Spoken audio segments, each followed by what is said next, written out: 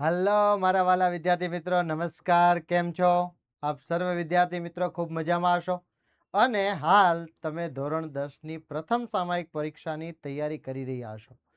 Ocean જ્ઞાન live તમારા માટે સરસ મજાના આઈએમપી પેપર સેટ લાવી છે કે જેમાંથી તમારી પરીક્ષામાં મેક્સિમમ પૂછાવાનું છે. અને હા, એ પેપરનું સોલ્યુશન હું તમને કરાવી રહ્યો છું. તો વાલા વિદ્યાર્થી મિત્રો, તમારા મિત્રોને લિંક શેર કરી દેજો. જો તમારી પાસે પ્રશ્ન પેપર આવી ગયા હોય તો એ પણ તમારા મિત્રો સાથે શેર કરી દેજો. એને આપણી ઓશિયન જ્ઞાન લાઈવ એપ્લિકેશન ડાઉનલોડ કરવાનું પણ કહી દેજો અને ખાસ આ પેપરના સોલ્યુશનમાં આપણી સાથે જોડાઈ જાય એ માટે પણ એને જાણ કરી દેજો. તો વાલા વિદ્યાર્થી મિત્રો, પ્રથમ પરીક્ષા 2026 ધોરણ 10 વિજ્ઞાન વિષયની અંદર આપણે જોવાના છે પેપર 2. એમાં આપણે સેક્શન એ અને બી જોઈ ગયા હતા. આજે આપણે જોવાના છે સેક્શન સી, એનું સંપૂર્ણ સોલ્યુશન. તો ચાલો વાલા વિદ્યાર્થી મિત્રો, આપણે ઝડપથી શરૂ કરીએ સેક્શન સી. અને એની અંદર આપણને ટોટલ 9 પ્રશ્ન આપેલા હોય અને 9 માંથી કોઈ પણ 6 પ્રશ્ન લખવાના હોય અને દરેક પ્રશ્નના 3 ગુણ હોય, એટલે 6 તેરીને 18, કોઈ પણ 6 લખવાના હોય. 18 ગુણનો સેક્શન સી હોય આપણો. એમાં આપણને પહેલો પ્રશ્ન આપેલો છે, એટલે કે 38મો પ્રશ્ન. સેક્શન સી નો પહેલો પ્રશ્ન: નીચે દર્શાવેલ રાસાયણિક પ્રક્રિયાઓ માટે સમતોલિત સમીકરણ લખવાના છે. અહીંયા કીધું છે હાઇડ્રોજન પ્લસ ક્લોરીન. આ બંનેને ક્યારેય પણ એકલા ન લખી શકાય. એ હંમેશા દ્વિપરમાણુય સ્વરૂપે હોય, એટલે કે H2 અને Cl2 ના સ્વરૂપમાં હોય. અને એનાથી શું બને છે? તો કે hydrogen chloride, HCl, hydrochloric acid.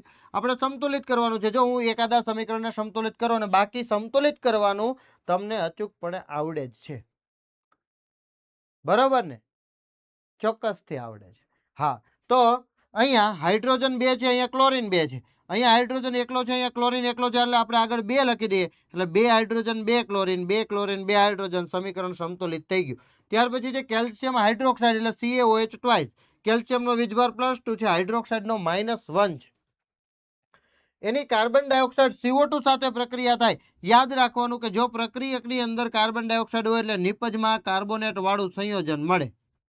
જો પ્રક્રિયકની અંદર કાર્બન ડાયોક્સાઇડ, તો નિપજમાં કાર્બોનેટ યુક્ત સંયોજન મળે. બરાબર ને? એટલે કાર્બોનેટ આયન આવે. જો ઊંધું કરો કે જો CO3 આ બાજુ હોત ને તો આ બાજુ CO2 છૂટો પડે. આ બંને એકબીજાની પેરેલલ ચાલે. જો CO2 આ બાજુ તો કાર્બોનેટ વાળું સંયોજન આ બાજુ. જો કાર્બોનેટ વાળું સંયોજન આ બાજુ તો આ બાજુ કાર્બન ડાયોક્સાઇડ વાયુ છૂટો પડે. એટલે આ એક બાજુ એ તો હોય જ. બરાબર? અને પાણીનો અણુ છૂટો પડે છે. Calcium hydroxide plus carbon dioxide, calcium carbonate, CaCO3 અને પાણી છૂટું પડે છે. સમીકરણ સમતુલિત કરવાનું કીધું એમ તો કે Ca1 ઓક્સિજન 2, 2 ને 2 4, ઓક્સિજન તો કે 3 ને 1 4, હાઇડ્રોજન તો કે 2, હાઇડ્રોજન 2, કાર્બન તો કે કાર્બન 1, કાર્બન 1, ઓક્સિજન ગણી લીધા 2 ને 2 4. ઓકે, આ બીજું સમીકરણ સમતુલિત જ છે. ડન. એવી રીતે ત્રીજું છે સોડિયમની પાણી સાથેની પ્રક્રિયા, Na+H2O, it gives sodium hydroxide, અને હાઇડ્રોજન વાયુ છૂટો પડે છે. અને આ હાઇડ્રોજન વાયુ એટલી બધી તીવ્રતાથી છૂટો પડે કે ત્યાં સળગી ઉઠે. આ હાઇડ્રોજન વાયુ સળગી ઉઠે છે. તો આ સમીકરણને પણ હવે તમે સંતુલિત કરી શકો છો. ચલો નેક્સ્ટ પ્રશ્ન તરફ જઈએ. સંયોગીકરણ પ્રક્રિયા એટલે શું? સંયોગ એટલે ભેગું કરવું. જો ઉતાવળમાં આ પ્રક્રિયાઓના પ્રકાર કેટલા છે? માત્ર ને માત્ર આમ ગણીએ તો 4. પહેલું સંયોગીકરણ, વિઘટન, વિસ્થાપન અને ઓક્સિડેશન રિડક્શન. હવે 4 પ્રક્રિયાને તમે વ્યવસ્થિત એક વખત આમ જોવો તો ખરા દીકરાઓ. એનો મતલબ તો સમજવાનો પ્રયત્ન કરો. ભૂલ શા માટે થાય? આમાં ભૂલ થવી જ ન જોઈએ. 3 માર્ક્સનો એક પ્રશ્ન આ પ્રક્રિયામાંથી હશે ને હશે. તો હવે એમાં આપણે ભૂલ નથી થવા દેવી. તો એમના માટે સંયોગ, જો પ્રક્રિયાનું નામ છે સંયોગીકરણ. સંયોગ એટલે ગુજરાતીમાં, શુદ્ધ ગુજરાતીમાં આપણે જાણીએ છીએ એમાં શું થાય? સંયોગ એટલે ભેગું કરવું, ભેગું થવું, જોડવું, એને સંયોગ કહીએ આપણે. તો અહીંયા પણ એવું જ થાય કે સંયોગીકરણ પ્રક્રિયા એટલે શું? તો કે જે રાસાયણિક પ્રક્રિયામાં 2 કે તેથી વધુ પ્રક્રિયકો વચ્ચે રાસાયણિક પ્રક્રિયા થઈ અને કેટલી નિપજ મળી? એક જ નિપજ મળી. 2 હતા ને એના ભેગા કરી દીધા, જોડી દીધા. 2 પ્રક્રિયકોને ભેગા કરી દીધા, જોડી દીધા. એટલે શું થયું? સંયોગ થયો. એવી પ્રક્રિયાને સંયોગીકરણ પ્રક્રિયા કહે છે. હવે એના ઉદાહરણ આપવા હોય તો કે કેલ્શિયમ ઓક્સાઇડ અને પાણી, CaO+H2O. આ બંને વચ્ચે રાસાયણિક પ્રક્રિયા થાય એટલે કેલ્શિયમ હાઇડ્રોક્સાઇડ મળે અને જો આપણે એ પાત્રને સ્પર્શ કરીએ ને તો એ પાત્ર ગરમ થાય, એટલે અહીંયા ઉષ્મા લખ્યું છે. અને આપણે નિપજ નહીં કહીએ, એ ઉષ્મા ઉત્પન્ન થાય એમ કહીશું. એટલે જે સંયોજન મળે છે એ તો માત્ર એક જ મળે છે.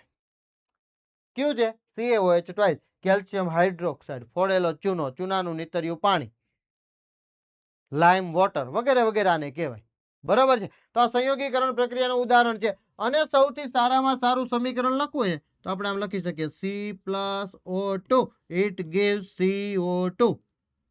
બે પ્રક્રિયક અને એક નિપજ, તો તેવી રાસાયણિક પ્રક્રિયાઓને સંયોગીકરણ પ્રક્રિયા કહેવાય.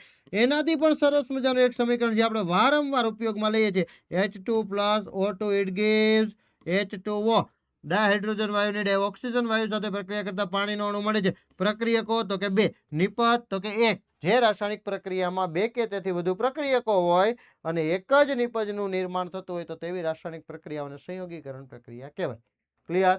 ઓકે, ચલો જો અહીંયા આવી ગયું. મેગ્નેશિયમની પટ્ટીને હવાની હાજરીમાં સળગાવતા, હવાની હાજરીમાં સળગાવે એટલે કે ઓક્સિજનની હાજરીમાં સળગાવવામાં આવે તો મેગ્નેશિયમની હવાની હાજરીમાં પ્રક્રિયા થતા મેગ્નેશિયમ ઓક્સાઇડ મળે છે. પછી કોલસાનું સળગવું એટલે આ સમીકરણ આવશે આપણે જે આગળ લખી ગયા તે C+O2 ઇટ gives CO2. આ કાર્બન છે એ કોલસાનું એક સ્વરૂપ છે. H2 અને O2 એટલે કે પાણીનું નિર્માણ થાય. તો આવી પ્રક્રિયાઓ છે જે સંયોગીકરણ પ્રક્રિયા આપણે એને કહીએ છીએ.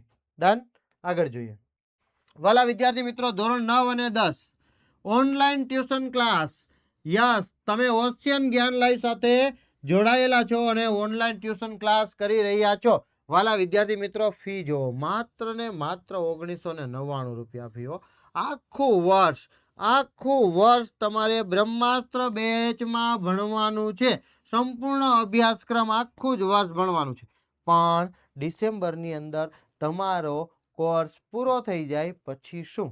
તો કે પછી આવશે આઈએમપી બેચ. ભાઈ આખા વર્ષ દરમિયાન કંઈક ને કંઈક આપણે ચેપ્ટર જોયા છે. શરૂઆતના ચેપ્ટરો છે એના પર ધૂળ લાગી ગઈ, રિવિઝન નથી કર્યું, વચાણું નથી, ફરીથી સમજવા પડે છે. તો હવે શું કરવાનું? તો કે આઈએમપી બેચમાં જોડાઈ જાઓ એટલે મસ્ત મજાના મોસ્ટ આઈએમપી પ્રશ્નો ચેપ્ટરના હશે ને એ બધાનું રિવિઝન કરવામાં આવશે. પણ ભાઈ ધોરણ 10 ની અંદર છીએ તો પેપર પ્રેક્ટિસ પણ કરવી જોઈએ ને, પેપરનું સોલ્યુશન પણ થવું જોઈએ ને. એના માટે શું? તો કે એના માટે પેપર સોલ્યુશન બેચ છે. આ બંને બેચ તમને બિલકુલ ફ્રીમાં મળશે. ક્યારે? તો કે બ્રહ્માસ્ત્ર બેચમાં જોડાઈ જશો ત્યારે. માત્ર 1999 રૂપિયામાં આખું વર્ષ આખો કોર્સ ભણવાનો છે. ત્યાર પછી આઈએમપી બેચ અને ત્યાર પછી પેપર સોલ્યુશન બેચ. અને એ પણ કોની પાસે? આવી ધુરંધર ટીમ પાસે. SS, English, maths, English, science. Yes, આવી ધુરંધર ટીમ સાથે તમારે અભ્યાસ કરવાનો છે. એમની પાસેથી કંઈક શીખવાનું છે. એમની પાસેથી બોર્ડમાં સારા માર્ક્સ મેળવવા માટે કેવી તૈયારી કરવાની છે એ શીખવાનું છે. તો વાલા વિદ્યાર્થી મિત્રો, રાહ શેની જોવો છો? કરો કંકુના અને જોડાઈ જાઓ ઝડપથી બ્રહ્માસ્ત્ર બેચની અંદર. ઓકે, આપણે આગળ વધીએ. અને હા, જો એક સરસ મજાની વાત કે જો ક્યાંય તમે અટવાવ છો કે તકલીફ પડે છે તો 70 46 22 22 54 આ નંબર ઉપર કોન્ટેક્ટ કરો અને અવશ્યપણે તમારા પ્રશ્નોનું સોલ્યુશન મેળવો. ચલો વાત કરવાની છે તફાવતના મુદ્દા લખો, ધાતુઓ અને અધાતુઓ. આમ જોઈએ ને તો સૌથી સહેલામાં સહેલો પ્રશ્ન હું શા માટે કહી રહ્યો છું? કારણ કે વિજ્ઞાનની અંદર તમે જ્યારથી વિજ્ઞાન ભણતા થયા ને ધાતુઓ શબ્દ આમાં આવ્યો ને ત્યારથી ધાતુ અધાતુના તફાવત વિશે થોડું તો જાણતા જશો.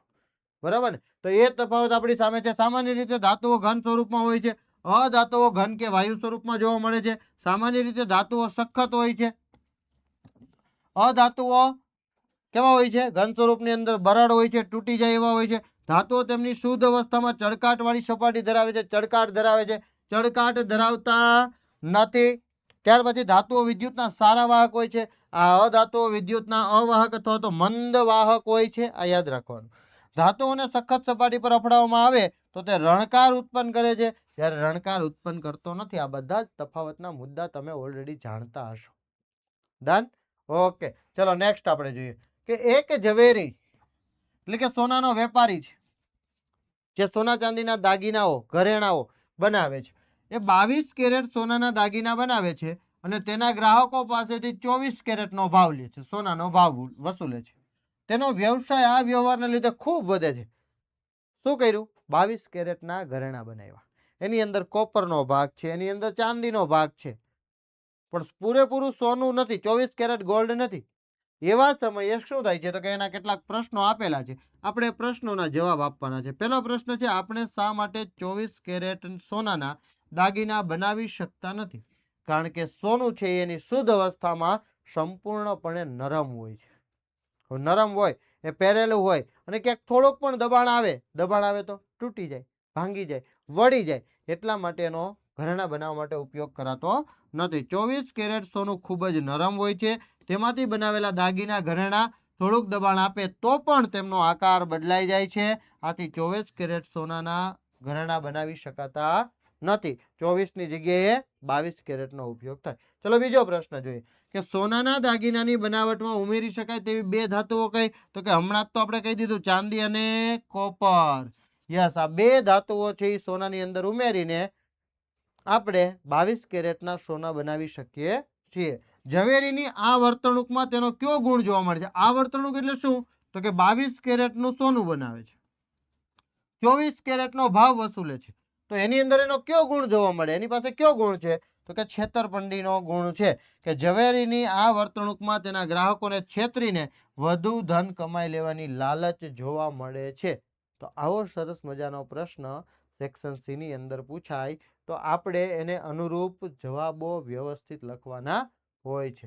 ચલો નેક્સ્ટ જોઈએ કે આપેલી આકૃતિમાં કસનળી ABC નું અવલોકન કરી તેની નીચે આપેલા પ્રશ્નોના જવાબ આપો. આપણને અહીંયા 3 કસનળીઓ આપી છે. A કસનળી, B કસનળી, C કસનળી. અહીંયા A B C બરાબર. એકમાં હવા ભરેલી છે અને નીચે પાણી ભરેલું છે. જો અહીંથી આમ આ બદલે છે. એકમાં હવા છે, એકમાં પાણી છે. આની અંદર શું છે તો કે સંપૂર્ણ ખીલી પાણીમાં ડૂબી ગઈ, પણ પાણી જ્યાં ડૂબી ગયું ને એની ઉપર થોડુંક તેલ મૂકેલું છે. તેલ શું છે? તેલ નાખેલું છે. અને આની અંદર આખી કસનળી ખાલી છે, ખાલી હવા છે અને અંદર મૂકેલું છે નિર્જળ કેલ્શિયમ ક્લોરાઇડ. કે આ શું કરશે તો કે અંદરની જો ભેજ હશે ને એ ભેજને શોષી લેશે. એટલે અહીંયા એક સરસ મજાનો પ્રશ્ન છે, ભેજ શોષક પદાર્થ તરીકે કોનો ઉપયોગ થાય છે? તો ભેજ શોષક પદાર્થ તરીકે નિર્જળ કેલ્શિયમ ક્લોરાઇડનો ઉપયોગ થાય. કોનો ઉપયોગ થાય? નિર્જળ કેલ્શિયમ ક્લોરાઇડ. જે વાતાવરણની અંદર ભેજ હશે ને એ શોષી લેશે. બરાબર. ઓકે, હવે આપણે જોઈએ, અવલોકન કરી લીધું. પહેલું, કઈ કસનળીમાં લોખંડની ખીલીનો રંગ બદલાશે? એટલે જો સરસ મજાનો જવાબ આપ્યો છે કે કસનળી એમાં લોખંડની ખીલીનો રંગ બદલાશે. જો આની અંદર કેમ તો કે હવાના સંપર્કમાં છે અને પાણીના સંપર્કમાં છે. બંનેના સંપર્કમાં હોવાથી ખીલી લોખંડ બંનેના સંપર્કમાં છે. કોના બંનેના સંપર્કમાં? હવાના સંપર્કમાં છે અને પાણીના સંપર્કમાં છે. હવા અને પાણી બંનેના સંપર્કમાં હોય તો અને માત્ર તો જ લોખંડને કાટ લાગે છે. એટલે અહીંયા કસનળી એમાં જે ખીલી મૂકવામાં આવી છે એને કાટ લાગશે. પણ જ્યારે પાણીમાં સંપૂર્ણપણે ડૂબેલી છે પણ એની સાથે હવાનો સંપર્ક નથી. જો અહીંયા ઉપર હવા તો છે પણ વચ્ચે શું નાખી દીધું? તેલ. તો તેલ માંથી હવા પસાર થશે નહીં, એટલે વચ્ચે એક આવરણ થઈ ગયું, તો આ ખીલીને કાટ લાગતો નથી. અને ત્રીજી કસનળીની અંદર સૂકી હવા છે, કારણ કે બધી જ ભેજ છે એ નિર્જળ કેલ્શિયમ ક્લોરાઇડે શોષી લીધો છે, તેથી ત્યાં પણ લોખંડની ખીલીને કાટ લાગતો નથી. આ સાથે સંકળાયેલી રાસાયણિક પ્રક્રિયાનું નામ લખો. યસ, તો આ પ્રક્રિયા કઈ કહેવાય? તો કે ક્ષારણની પ્રક્રિયા કહેવાય અથવા તો લોખંડને કાટ લાગવાની પ્રક્રિયા કહેવાય. બેમાંથી એક કોઈ પણ લખી શકીએ. ત્રીજું છે, ઉપરોક્ત રાસાયણિક પ્રક્રિયા માટે જરૂરી પરિસ્થિતિઓ કઈ કઈ છે? તો કે આમાં આપણે જોયું કે લોખંડને કાટ ક્યારે લાગે? તો કે હવા અને પાણી બંનેના સંપર્કમાં આવે તો અને માત્ર તો જ લોખંડને કાટ લાગે છે. ડન. નેક્સ્ટ પ્રશ્ન જોઈએ. એ પહેલા વાલા વિદ્યાર્થી મિત્રો આપણે જોઈએ કે પ્રશ્નપત્ર અને સોલ્યુશનની પીડીએફ મેળવવા માંગતા હોય, જો તમે આ પહેલી પરીક્ષાના 5 પેપર એની પીડીએફ મેળવવા માંગતા હોય, એના આન્સરની પીડીએફ મેળવવા માંગતા હોય તો અત્યારે જ ડાઉનલોડ કરો ઓશિયન જ્ઞાન લાઈવ એપ્લિકેશન. આ ઓશિયન જ્ઞાન લાઈવ એપ્લિકેશન ડાઉનલોડ કરશો એટલે મોસ્ટ આઈએમપી પેપર સેટ તમને મળી જવાના છે. તો એના માટે અત્યારે જ તમે એપ્લિકેશનને ડાઉનલોડ કરી લો એટલે પીડીએફ તમારી પાસે આવી જશે. પરંતુ જો તમે આ બધા જ પેપરના વિડીયો સોલ્યુશન મેળવવા માંગો છો કે જે તમે અત્યારે જોઈ રહ્યા છો, તો વાલા વિદ્યાર્થી મિત્રો વિડીયો સોલ્યુશન માટે ગણિત વિષયનું આ કોડ સ્કેન કરી લ્યો. વિજ્ઞાન વિષય માટે તમે અત્યારે ભણી રહ્યા છો અને બીજા પેપર માટે આ કોડ સ્કેન કરી લ્યો. અંગ્રેજી માટે આ કોડ સ્કેન કરી લ્યો. એસએસ માટે આ કોડ, સંસ્કૃત માટે અને ગુજરાતી માટે એમ અલગ અલગ માટે અલગ અલગ કોડ છે. જેવું તમે સ્કેન કરશો ને એટલે તમે યુટ્યુબમાં ત્યાં જ પહોંચી જશો જ્યાં તમારે જવું છે, એટલે કે આ પેપર સોલ્યુશનના વિડીયો માટે. બીજું કે હવે કદાચ તમે કંઈ એવું નથી કરી શકતા, તમને તમારા પ્રશ્નોનું સોલ્યુશન નથી મળતું, તમને આ પીડીએફ ડાઉનલોડ નથી થતી અથવા નથી કરી શકતા, ક્યાંથી કરવાનું છે નથી ખબર પડતી, તો એવા સમયે તમે અહીંયા મોબાઈલ નંબર આપ્યો છે 70 46 22 22 54. આ નંબર ઉપર કોન્ટેક્ટ કરો અને તમારા બધા જ પ્રશ્નોનું સોલ્યુશન મેળવો. પીડીએફ પણ મેળવી લ્યો અને વિડીયો લેક્ચર પણ મેળવી લ્યો, તમને મળી જશે. તો 70 46 22 22 54 નંબર ઉપર તમે કોન્ટેક્ટ કરી શકો છો. ચલો, નીચે આપેલ ક્રિયાઓને તેના નિયંત્રણ કેન્દ્રો મુજબ અગ્ર મગજ અને પશ્વ મગજમાં વર્ગીકૃત કરવાના છે. અહીંયા કેટલાક કેન્દ્રો આપેલા છે: શ્રવણ, રુધિરનું દબાણ, ઘ્રાણ, લાળરસનું ઝરવું, દ્રષ્ટિ, ઉલટી થવી. તો આમાંથી આપણને બધાને ખબર હોવી જોઈએ કે પશ્વ મગજ દ્વારા, એટલે કે પશ્વ મગજમાં લંબ મજ્જા હોય અને અનુમસ્તિષ્ક હોય. લંબ મજ્જા દ્વારા અનૈચ્છિક ક્રિયાઓ, આપણી ઈચ્છા મુજબ ન થતી હોય ને એવી ક્રિયાઓ આવે. એટલે પશ્વ મગજમાં આપણે અલગ કરી લઈએ ને તો રુધિર દબાણ આ પશ્વ મગજમાં આવશે, બરાબર છે. પછી લાળ રસનું જળવું, ઉલટી થવી, આ આપણા હાથમાં ન હોય. તો આ ત્રણે ત્રણ શેમાં થઈ ગયા? આ ત્રણે ત્રણ શેના થઈ ગયા? આ ત્રણે ત્રણ શેમાં થઈ ગયા વાલા વિદ્યાર્થી મિત્રો? પશ્વ મગજમાં થઈ ગયા. કેમાં થઈ ગયા? પશ્વ મગજમાં. તો જો અહીંયા પશ્વ મગજ આ આવી ગયું. પશ્વ મગજ, લાળ રસનું ઝરવું, રુધિર દબાણ અને ઉલટી થવી. બાકીના વૈધા શ્રવણ, દ્રષ્ટિ, ઘ્રાણ. શ્રવણ એટલે સાંભળવું, દ્રષ્ટિ એટલે જોવું અને ઘ્રાણ એટલે સૂંઘવું. આંખ, નાક, કાન અગ્ર મગજમાં આવે. આંખ, નાક, કાન અગ્ર મગજમાં આવે. Okay, done. ચાલો આગળ વધીએ. ચેતાકોષની નામ નિર્દેશન વાળી આકૃતિ દોરો. શિખા તંતુનું કાર્ય જણાવવાનું છે. અહીંયા તમને આખી ચેતાકોષની આકૃતિ આપેલી છે. એમાં કોષ કેન્દ્ર આપેલું છે. કોષ કેન્દ્રની આજુબાજુનો જે ભાગ છે એને ચેતાકોષકાય કહેવાય. શું કહીશું? ચેતાકોષકાય. આ જે મૂળ જેવા ભાગો દેખાય છે એ શિખા તંતુ છે. આ જે લાંબો એક તાંતડું દેખાય છે એ અક્ષ તંતુ છે. આ છેલ્લે માથામાં કસરત કરવા જેવું હોય ને, આમ કરે આમ સરસ મજાની કસરત થાય, એને ચેતાંત કહેવાય અથવા ચેતાક્ષ કહેવાય. એમાં આપણને કીધું છે કે ચેતાકોષની આકૃતિ તો દોરવાની છે, સાથે સાથે શિખા તંતુનું કાર્ય લખવાનું છે. તો શિખા તંતુ ચેતાકોષના મુખ્ય ભાગ તરીકે કાર્ય કરે છે, કારણ કે સંવેદનાઓને ગ્રહણ કરવાનું કાર્ય આ શિખા તંતુનું છે, જે વિભિન્ન સંકેતોને એક ચેતાકોષથી બીજા ચેતાકોષ અથવા હાડકા, પેશી અને અન્ય અંગોમાં મોકલવા માટે જવાબદાર હોય છે. અહીંથી ગ્રહણ કરીને એક અંગથી બીજા અંગ સુધી પહોંચાડે. આપણે ચાલતા જતા હોઈએ અને પગમાં કાંટો લાગે છે તો પરાવર્તી કમાન કામ કરે, પણ આપણા શરીરની અંદર રહેલી ચેતાઓ છે ને એ મુખ્ય કામ કરે. એમાં રહેલા શિખા તંતુઓ એને ખબર પડી જાય કે ભાઈ કંઈક લાગ્યું છે, પગ ઊંચો લઈ લેવાનો છે. આપણે પગ ઊંચો લઈ લઈએ. પગ ઊંચો ક્યારે લઈએ? તો કે એ સંદેશો આમ ઉપર ઉપર ઉપર પહોંચ્યો ને એટલે આપણા પગના સ્નાયુઓ સંકોચન પામે અને આપણે પગ ઊંચો લઈ લઈએ છીએ. શિખા તંતુનું મુખ્ય કાર્ય છે મગજ અને માંસપેશીઓ વચ્ચે સંકેતોને ટ્રાન્સમિટ કરવાનું છે. એટલે આપણા જે કંઈ પણ સંવેદનાઓ છે એને મગજ સુધી પહોંચાડીને ટ્રાન્સમિટ કરવાનું કાર્ય કરે છે. ચાલો ત્યાર પછી જોઈએ. એક વિદ્યાર્થી સૂર્યપ્રકાશમાં લેન્સનો ઉપયોગ કરે છે અને કાગળ સળગાવે છે. વિદ્યાર્થીઓએ ઉપયોગમાં લીધેલ લેન્સનો પ્રકાર સમજાવો. આ ઘટનામાં મળતા પ્રતિબિંબનું સ્થાન જણાવો અને આ ઘટનાની કિરણાકૃતિ દોરવાની છે. પહેલું છે વિદ્યાર્થીએ ઉપયોગમાં લીધેલ લેન્સનો પ્રકાર સમજાવવાનો છે. તો વિદ્યાર્થીઓએ કેવો લેન્સ ઉપયોગમાં લીધો હોય? તો કે બહિર્ગોળ લેન્સ ઉપયોગમાં લીધો હોય. બંને બાજુએ ઢોળાવાળો, બરાબર ને? કારણ કે અંતર્ગોળ લેન્સ લેશે તો આભાસી પ્રતિબિંબ મળશે ને સૂર્ય ઉપરની તરફ હોય તો આપણે તો વાસ્તવિક પ્રતિબિંબ મેળવવાનું છે એટલે બહિર્ગોળ લેન્સનો ઉપયોગ થશે. બીજું છે આ ઘટનામાં મળતા પ્રતિબિંબનું સ્થાન. તો કે પ્રતિબિંબનું સ્થાન મુખ્ય કેન્દ્ર F2 પર મળે છે અને આ ઘટનાની કિરણાકૃતિમાં બહિર્ગોળ લેન્સ, સૂર્ય અને કાગળનું સ્થાન દર્શાવવામાં આવે છે. જો અહીંયા સમાંતર આવતા કિરણો આ સૂર્યમાંથી આવે છે. ક્યાંથી આવે છે? સૂર્યમાંથી આવતા સમાંતર કિરણો. અહીંયા શું રાખેલું હશે? આ કાગળ રાખેલો હશે. આ કાગળ એટલે શું થશે? સળગવા લાગશે, બરાબર? એના ઉપર જેમ આપણે નજીક લઈ જશું અને એક બિંદુવત સ્થાન આવશે ને, ટ્રાય કરજો કે આમ બિલોડી કાચો આમ નજીક લઈ જશું ને એક ટપકું દેખાશે ને એટલે ત્યાંથી સળગવા લાગશે. તો હવે મોટવણી, બરાબર, -10/30, બરાબર, 0.33. એના કરતા વસ્તુ કરતા નાનું. હા, આનું આપણે કોઈ કામ નથી, આપણા પ્રશ્નમાં જવાબમાં આ નહીં આવે પણ આ આકૃતિ આવશે. ઓકે. હા, આ જે મોટવણી શોધેલી છે ને, આ મોટવણી એ આના પછીના પ્રશ્નોમાં છે. આકૃતિ પછીના પ્રશ્નમાં, આ જવાબમાં આવશે નહીં. ચાલો આગળ જોઈએ. એક અંતર્ગોળ લેન્સની કેન્દ્ર લંબાઈ 15 સેન્ટીમીટર છે. કયો લેન્સ કીધો છે? અંતર્ગોળ લેન્સ કીધો છે. અંતર્ગોળ લેન્સ કીધું ને, આપણે આમ દોરી લઈએ. અંતર્ગોળ લેન્સ, આ અંતર્ગોળ લેન્સ છે.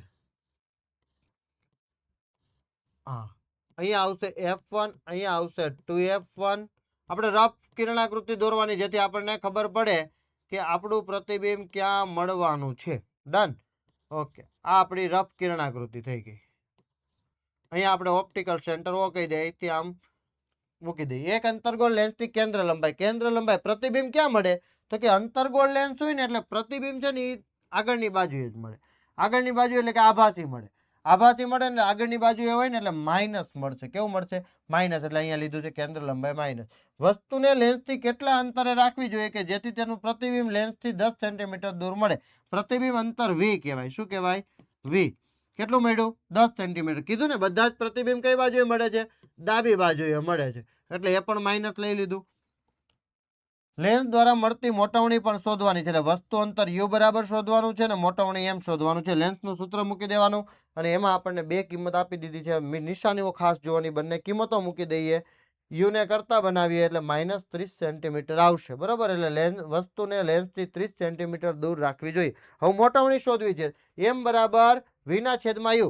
જો લેન્સનું સૂત્ર હોય તો હંમેશા અહીંયા માઇનસ આવે અને મોટવણીમાં પ્લસ આવે. બધી કિંમત મૂકી 0.33 મોટવણી મળે. એટલે કે વસ્તુ કરતા 0.33 ગણું પ્રતિબિંબ હોય. આ 0.33 ગણાનો મતલબ શું થાય? તો કે અડધું હોય ને તો 0.50 કહેવાય. અડધા કરતા પણ થોડું ઓછું એટલે કે નાનું પ્રતિબિંબ મળે છે એવું દર્શાવે છે. અને આવા દાખલાઓ આપણે ચેપ્ટર નંબર 9 ની અંદર બ્રહ્માસ્ત્ર બેચમાં જોઈ ગયા છો. બરાબર. એટલે અહીં વધારે આપણે દાખલા પાછળ સમય બગાડશું નહીં, પણ તમારે આ પેપરના સોલ્યુશન માટે દાખલો અવશ્યપણે ગણવાનો છે. તમને અહીંયા જવાબ આપી દીધો છે. ચલો આગળ જોઈએ. વાલા વિદ્યાર્થી મિત્રો, ખૂબ જ ટૂંક સમયમાં તમારા માટે આવી રહ્યું છે રિવિઝન માટેનો અંતિમ પ્રહાર, અંતિમ ઘા. શું?